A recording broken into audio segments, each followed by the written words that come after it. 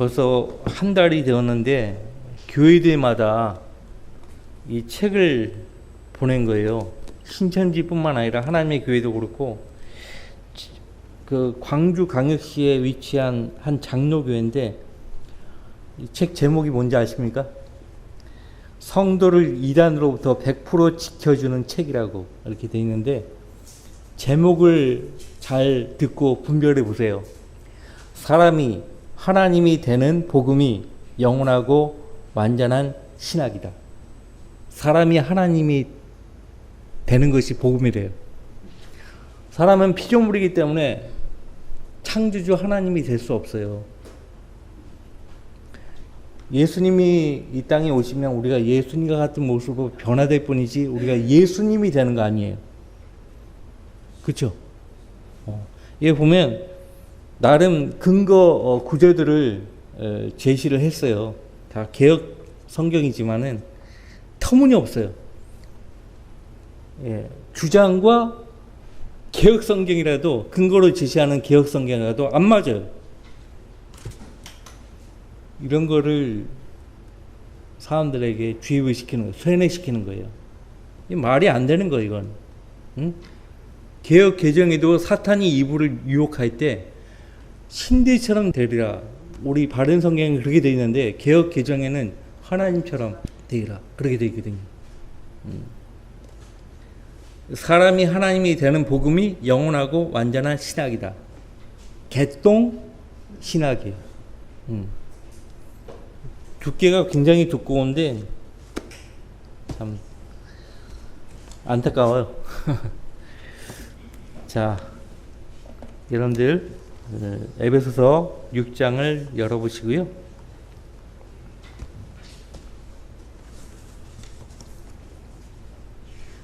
그러니까 바른 성경이 왜 필요한지 아셔야 돼요.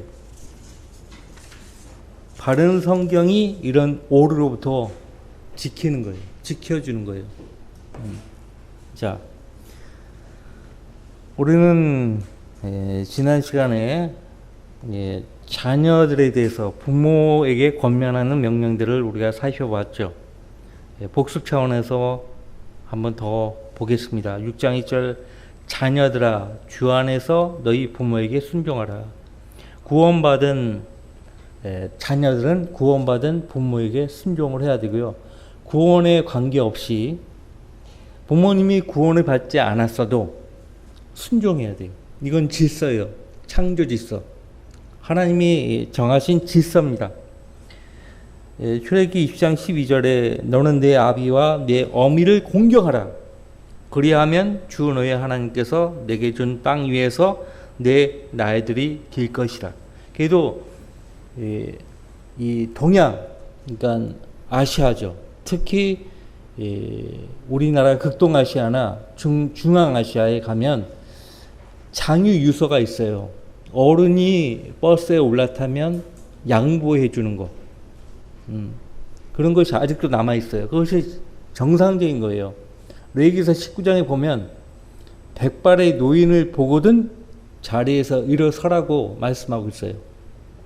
젊은 사람이 노인을 보았는데 자리에 그대로 앉아 있다? 그것은 하나님 보실 때도 아름다운 모습이 아니에요. 백발의 노인을 보거든 자리에서 일어서라. 그러니까 공경하는 거죠. 존경하고 공경하는 거예요. 자, 하물며 자기를 낳으신, 기르신 그 부모를 공경하는 것은요, 합당한 것이에요. 이것이 약속 있는 첫째 계명이니, 10계명의 첫 번째 계명에서 네 번째 계명에는 약속이 주어져 있지 않아요. 그 다섯 번째 계명에 여기 출애굽기 20장 12절에 내 아비와 내 어미를 공경하라고 했죠. 그런 다음에 거기에 유일하게 약속이 주어진 거예요. 그래서 다섯 번째 계명이지만 약속이 첫 번째로 주어졌기 때문에 약속 있는 첫째 계명이라고 말씀하는 것이에요. 그러니까 네 번째 계명까지는 인간이 하나님께 대한 계명이고, 다섯 번째 계명부터는 인간이 인간에게 첫 번째, 인간이 인간에게 지켜야 될 계명 가운데 첫 번째 계명이 부모에게 공경하는 거예요. 그것이 우선 첫 번째 계명이고 거기에 약속이 주어졌다. 예, 장수하게 하려 합니다. 그런데 신약 성경에서는 잘되고가 붙었죠. 번영과 장수가 약속이 되었습니다. 그리고 너희 아비들아 너희 자녀들을 성나게 하지 말고, 성나게 하지 말라, 화나게 하지 말고 주의 교훈과 훈계로 양육하라. 교훈하는 목적이 뭘까요? 교훈의 목적은 가르치기 위한 거예요. 훈계의 목적은 뭘까요? 일깨우기 위함이에요. 그 말이 그 말 아닙니까? 다릅니다. 구분한다면 교훈하는 목적은 가르치기 위한 거예요. 그리고 훈계하는 목적은 일깨우기 위함이에요. 일깨우기. 가르치면서 일깨우면 되지 않냐? 다르죠. 훈계를 할 때에 훈계하는 목적이 일깨워주는, 깨워주는 거예요. 예. 일깨워주는 거라고요. 훈계할 때 말과 지시로 하죠. 그리고 책망을 한다. 책망. 매를 꼭 대서가 아니에요. 말과 지시로. 말과 지시로 안 되면 책망을 하고 매를 대는 거죠. 교훈할 때는 어떻게 해요? 교훈. 역시 따끔하게 가르치는 거죠. 따끔하게. 자, 그 다음에 이제 5절에 종들에 대해서 당부합니다. 그러니까 남편과 아내에 대해서 명령할 때는 아내들에게 먼저 이야기하죠. 왜냐하면 권위 아래 있기 때문에 그래요. 자녀들은 부모의 권위 아래 있고 종들은 주인들의 권위 하에 있어요. 권위 하에 있다고, 권위 아래에 있다고. 권위 아래에 있는 사람들에게 먼저 명령을 하는 겁니다. 자, 종들아 육신에 따른 주인들에게 두려움과 떨림으로 복종하되. 자, 계속 반복되는 명령이 복종하라고 말씀하고 있죠. 권위 아래에 있는 사람들은 그 권위를 가진 사람에게 복종을 해야 돼요. 예. 아내는 남편에게 복종해야 되고, 자녀들은 부모에게 복종해야 되고, 종들은 주인들에게 복종해야 돼요. 이 또한 하나님이 정하신 질서라고요. 질서예요. 예. 그러니까 세상이죠, 세상. 세상. 노동자 하면서 막 그 사용자에게, 고용주에게 어떻게 해요? 자기 권리를 행사하죠. 권리를. 예? 그러니까 노동조합이라든지 이런 건 비성경적인 거예요. 그러니까 세상 사람이니까 그렇게 하는 거예요. 세상 사람들이니까. 자, 종들, 육신에 따른 주인들, 그들에게 두려움과 떨림으로 복종하되 순전한 마음으로 그리스도께 하듯 하고. 주인들에게 복종을 하는데 순전한 마음으로 그리스도께 하듯 하라고. 주인은 그리스도가 아니에요. 근데 주인들을 대할 때는 그리스도께 하듯 하라 이거예요. 이것은 구원의 여부와 관련이 없어요. 물론 지금 이 서신의 대상은 구원받은 성도들에게 하는 권면지만 구원에 관계없어요. 구원 받았든 안 받았든 간에 내가 누군가 지금 밑에서 일하고 있다 그러면 그 사람을 섬겨야 되는 거예요.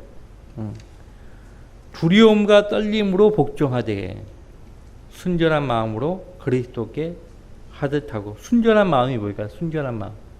순전한 마음에 대해서 6절에서 바울사도가 설명을 해줘요. 6절 말씀 같이 읽어봐요. 사람을 기쁘게 하는 자처럼 눈가림으로 하지 말고 그리스도의 종으로서 마음으로부터 하나님의 뜻을 행하며. 이것이 순전한 마음으로 하는 거예요.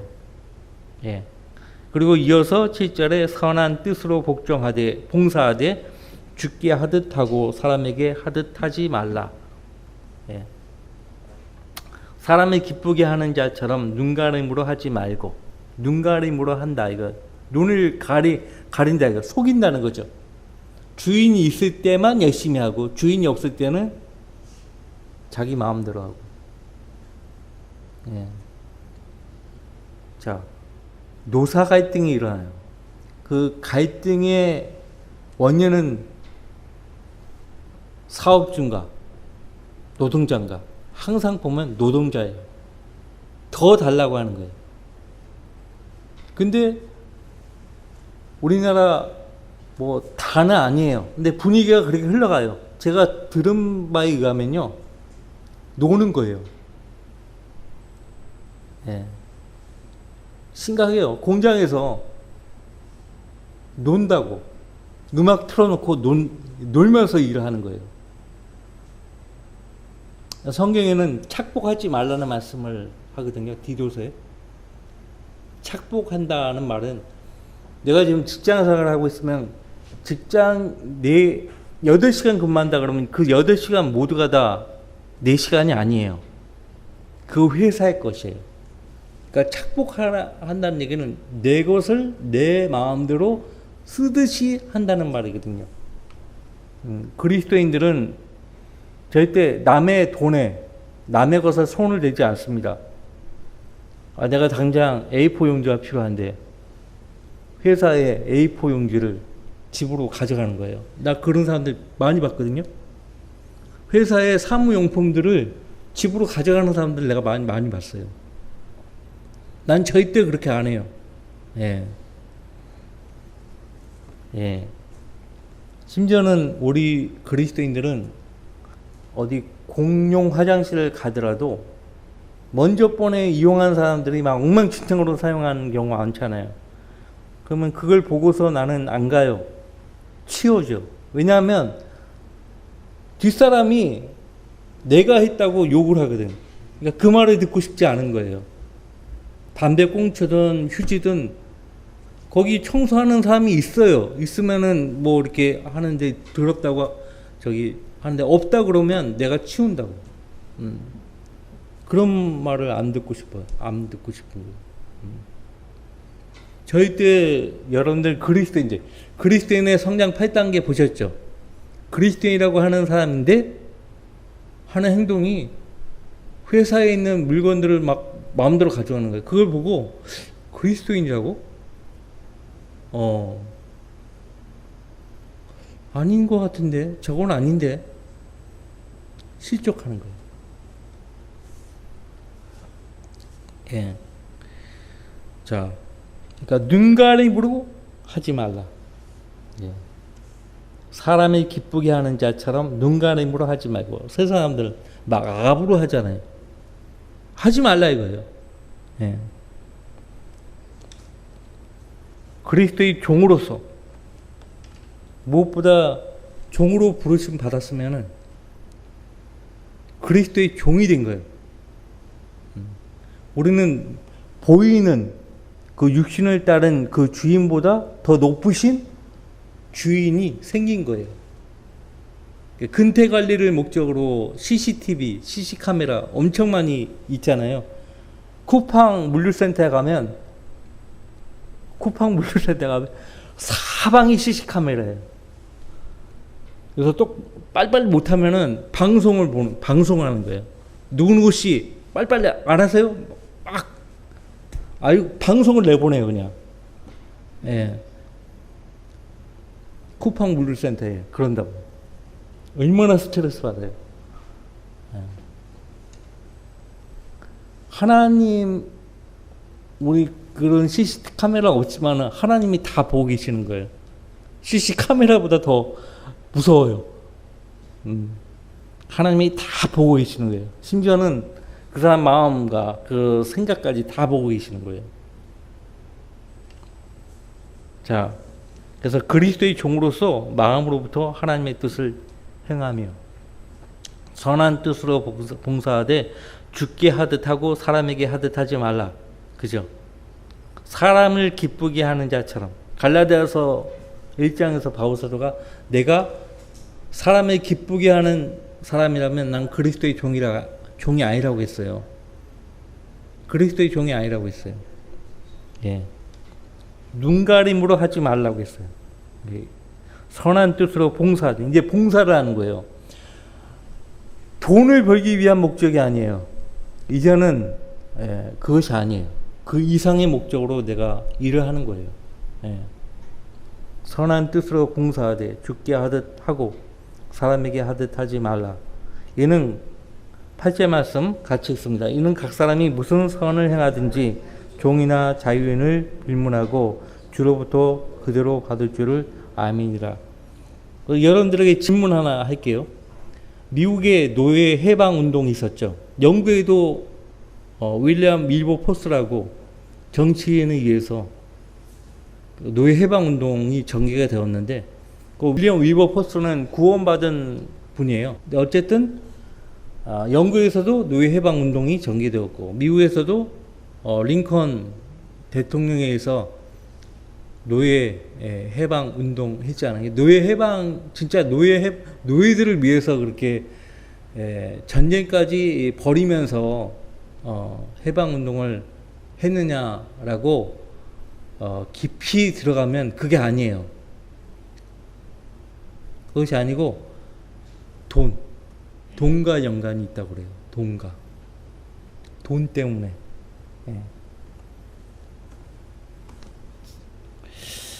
근데 성경은요,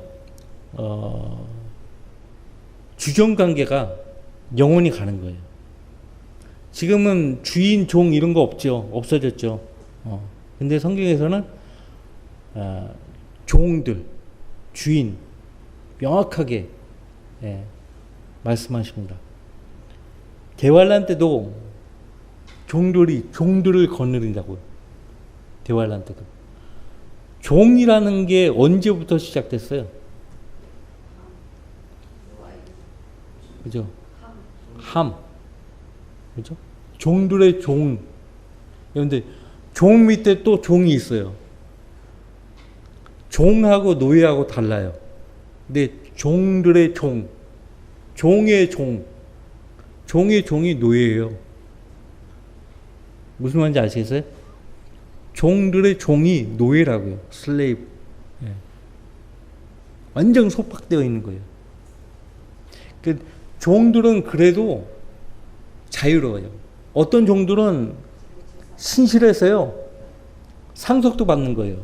에벤에세 같은 경우 상속도 받아요. 근데 종들은 또 달라요. 완전 노예예요. 엄연히 따지면 종과 노예는 다릅니다. 다르지만 노예는 종들의 종들을 가리킵니다. 자, 함이 그렇게 저주를 받았잖아요. 그죠? 예. 여러분들 요한계시록 6장 보세요. 요한계시록 6장.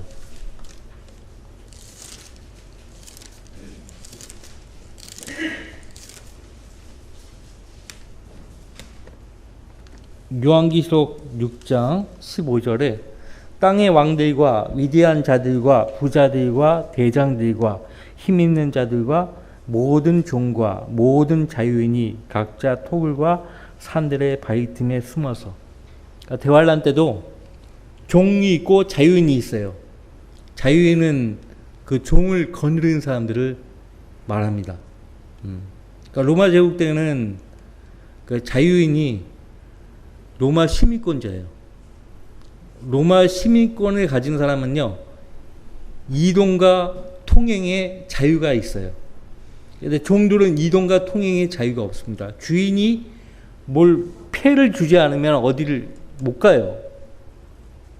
가다가 폐가 없으면은 잡히는 거예요. 우리나라 조선시대 때 그랬죠. 어쨌든 이 대환란까지도 종과 주인들이 있어요.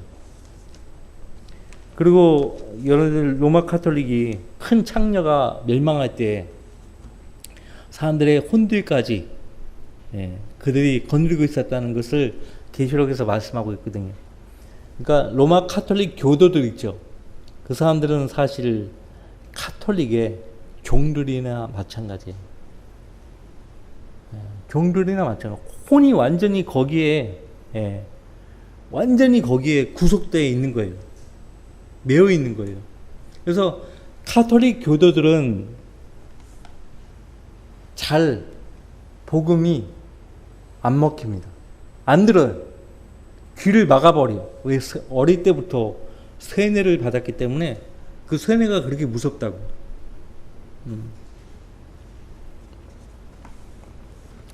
자, 에베소서 6장으로 다시 오셔서요.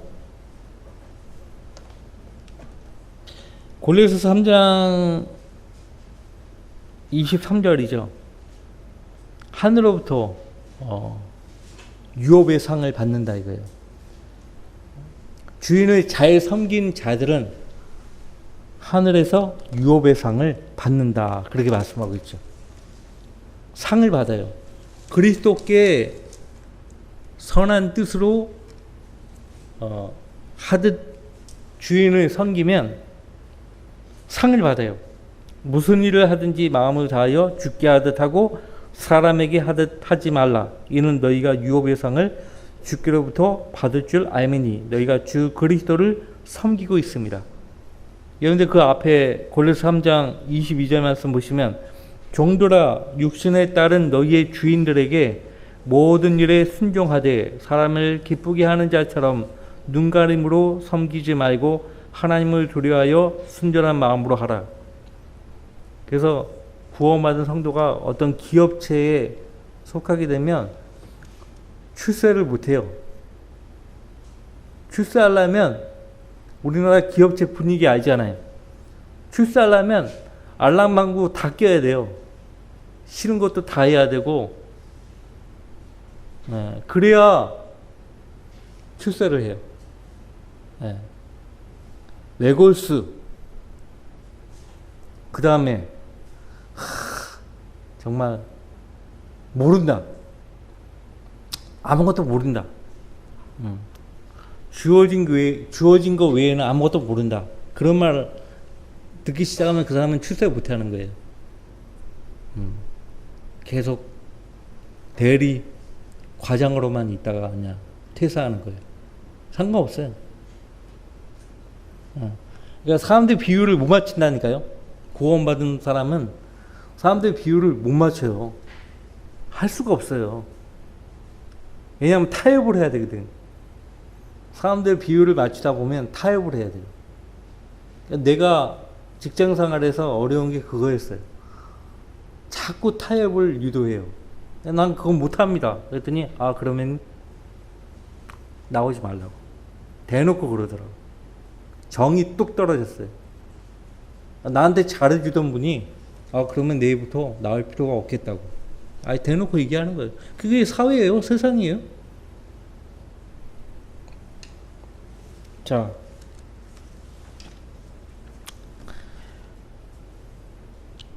구절 말씀 보시면요. 주인들에게 또 당부합니다. 또 주인들아 너희도 그들에게 동일하게 행하라 이거. 순전한 마음으로 그리스도께 하듯 하라 이거예요. 동일하게 행하고 위협을 그치라. 똑바로 안 하면 돈 안 줘. 뭐 이런 식으로. 위협을 그치라. 그리고 또 어떤 경우가 있을까요? 위협하는 경우가. 내가 시키는 대로만 해. 이런 것도 위협이에요. 네 생각대로 하지 말고 내가 시키는 대로만 해. 그거 위협이에요. 위협을 그치라. 이는 너희의 주인도 하늘에 계시며. 그러니까 지금 1차적으로는 구원받은 성도들에게 권면하고 있죠. 너희의 주인도 하늘에 계시며. 구원받지 않은 사람은 예수 그리스도가 그의 주인이 아니에요. 일단 구원받은 성도에게 하는 말이에요. 그분은 사람을 외모로 판단하지 않으심을 너희가 알기 때문이다. 외모로 판단하지 않으시면 뭘로 판단한다는 얘기예요? 마음을 보신다 이거예요. 마음을. 근데 성경에서 그 자주 반복되는 말씀이죠. 하나님은 사람을 판단할 때 외모로 판단하지 않으시고 마음을 보신다. 그런 말씀이 성경에 자주 나오죠. 자, 그러면 보십시다. 그 나오는 말씀들을 좀 보죠. 역대기하 19장 7절 말씀 보세요.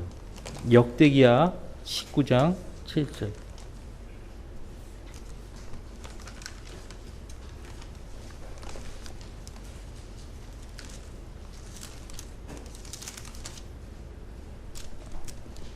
같이 있습니다.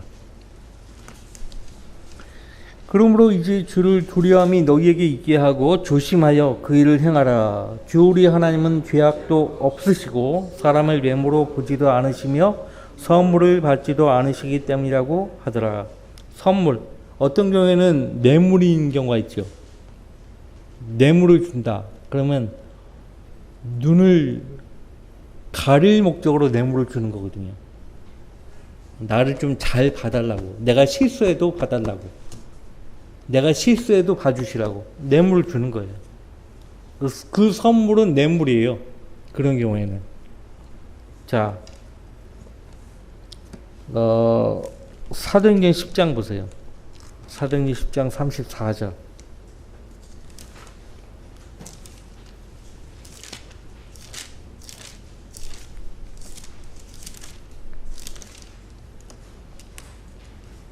그때 베드로가 입을 열어 말하기를 참으로 내가 깨달은 것은 하나님께서는 사람을 외모로 취하지 않으시고 어느 민족에서나 자기를 두려워하고 의를 행하는 사람은 받아주신다는 것이라.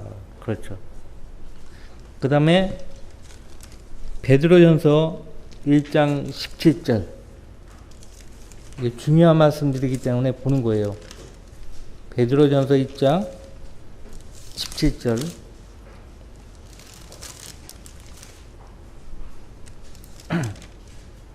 또 외모로 보지 않으시고 각 사람의 행위에 따라 판단하시는 분을 너희가 아버지라 부른다면 너희의 이곳 나그네 시절을 두려움 속에서 지내라. 야고보서 2장 9절.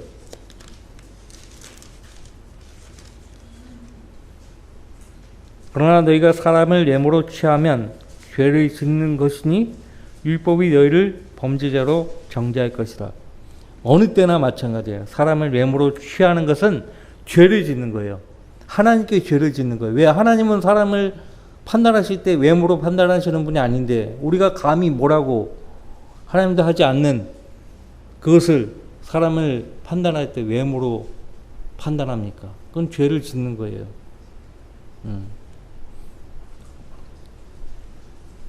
골로새서 3장 25절. 골로새서 3장 25절. 아까 우리 봤던 말씀이죠. 그러나 악을 행하는 자는 자기가 행한 악에 대하여 받으리니 거기에는 사람을 외모로 취하심이 없느니라. 로마서 2장 11절 말씀도 있어요. 예, 시간 관계상 보지 않겠습니다. 로마서 2장 11절 말씀. 지금 6구절을 봤는데요. 예, 더 많아요, 사실. 이외에도 더 많이 있다고요. 이런 똑같은 말씀들이 성경에 많이 나옵니다. 그러니까 구약이나 신약이나 하나님은 항상 일관되게 사람을 보실 때 외모로 보지 않으신다는 거예요. 그러니까 여러분도 사람을 보고 판단할 때 겉모양을 보고 판단하면 안 되는 거예요. 겉모양이 허름하더라도 전혀 하나님 보실 때 다른 사람일 수 있거든요. 알부자들 있잖아요. 우리 여기 건물주 얼마나 검소한지 몰라요. 정말 검소해요. 네. 나 이런 분 처음 봤어요. 그래서 내가 아니 회장님 같은 분이 회장님이에요. 한 기업체 회장이라고. 그러니까 내가 회장이라고 한다고요. 아, 회장님 같은 분이 지옥 가면 안 된다고. 복음을 여러 차례 했는데도 안 들어요. 안타까워요. 기도하고 있어요.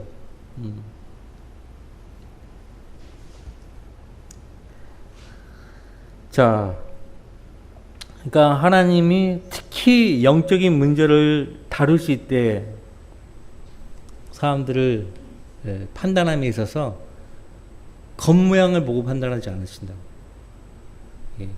그 사람의 어떤 자세, 마음 이런 걸 저울질을 하시는 분이에요, 하나님. 자, 그래서 그리스도인 주인이 자기 종을 일바로 대해야 한다고 말씀하고 있는 거예요.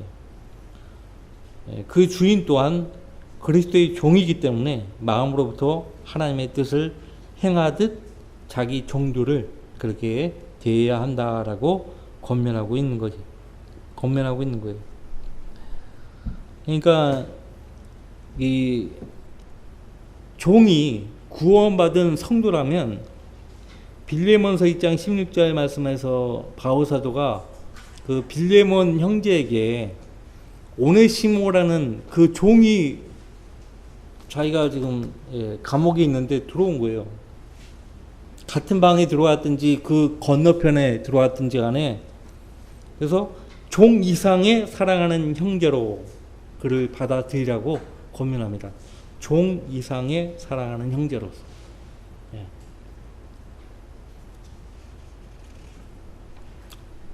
자, 그래서 그 믿지 않는 그 직원이라든지 그러면 좀 다르구나. 우리 그 사장님은 좀 다르구나. 전혀 다르구나. 그러면 이제 자연스럽게 그 예수님에 대해서 알려고 할 거란 말이에요. 자, 계속 봅시다. 에베소서 6장으로 돌아와서 이제 10절 말씀 보시면 끝으로 나의 형제들아 주 안에서와 그의 힘의 능력 안에서 강건하라. 이 영적 전쟁에 대해서 다루고 있는데 주 안에서와 이 강건케 한다. 주 안에서와 그의 힘의 능력 안에서 강건하라. 그러니까 우리를 강건케 하시는 분은 주님이에요. 우리가 주님 안에 있으면 주님으로 인해서 강건하게 되는 거예요. 그리고 그분의 힘의 능력을 받게 되어서요. 그 능력 안에서 강건하게 되는 것이에요. 여러분이 주님 안에 있다고요. 너희가 내 안에 거하고 내 말들이 너희 안에 거하면이라고 예수님 말씀하셨죠. 너희가 내 안에 거하고 내 말들이 너희 안에 거하면. 내 안에 거하라고 말씀하셨어요. 예수님이. 주님 안에 거하는 것이 뭐냐? 먼저 거듭나서 예수님 안에 거해야 돼요. 예수님 안에 있어야 돼요. 그 다음에 내 말들이 너희 안에 거하면 예수 그리스도의 말씀이 내 안에 거해야 돼요. 내 생각과 내 마음을 예수님 말씀으로 지배를 받게 해야 돼요. 그러면 주님 안에 거하는 거예요. 그러면 기도할 수 있어요. 왜 기도를 응답 못 받는가 하니까 그 두 가지 문제 때문에 그래요. 구원받지 않았든지 구원 받았어도 주님 말씀이 내 안에 거하지 않고 있든지. 자, 주님 안에 있고 그분의 힘의 능력 안에 있다면 강건하게 될 수 있어요. 자, 우리의 전쟁 무기는 무엇인가 하니까요. 주님으로부터 오는 그 능력 안에 있는 거예요. 여러분들 이후에 이제 하나님의 전신 갑옷에 대해서 다루고 있는데 고린도후서 10장을 펼쳐보세요. 고린도후서 10장 이 말씀만 읽고 마치겠습니다. 우리가 이제 육신 안에서 행동하지만 육신을 따라 싸우지는 않는다라고 말했고 4절 우리의 전쟁 무기는 육신적인 것이 아니요 오직 하나님을 통하여 견고한 요새들을 무너뜨리는 능력이라고 했죠. 능력. 자, 이 하나님을 통한 능력이 바로 우리의 전쟁 무기가 되어야 한다고요. 기드온과 300 용사들 손에 칼이나 창이 쥐어졌나요? 아니요. 나팔과 등이 든 항아리, 그걸로 그들이 미디안 대군을 맞서 싸운 거예요. 이긴 거예요. 피 한 방울 묻히지 않은 상태에서 이긴 거예요. 그것이 하나님 방법이에요. 자, 우리의 전쟁 무기는 육신적인 것이 아니요. 육신적인 것이 아니에요. 혈과 육에 대항하는 싸움이 아니기 때문에 육신적인 것이 아니요 오직 하나님을 통하여 견고한 요새들을 무너뜨리는 능력이다.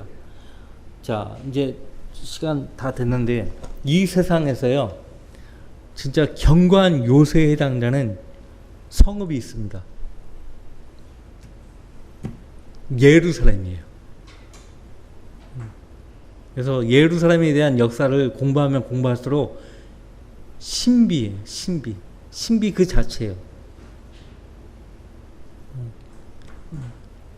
예루살렘을 함락하려고 시도하면요 함락이 단번에 되지 않았어요. 오래 걸렸어요. 로마의 티투스 장군도요 사실상 실패했어요. 엄청나게 오랜 기간 동안에 힘겨운 싸움을 싸워야 했다고. 견고한 요새예요. 계기 되면 예루살렘의 역사에 대해서 한번 제가 같이 공부할 날이 올 거예요. 쉬었다가 오전 예배 뵙겠습니다.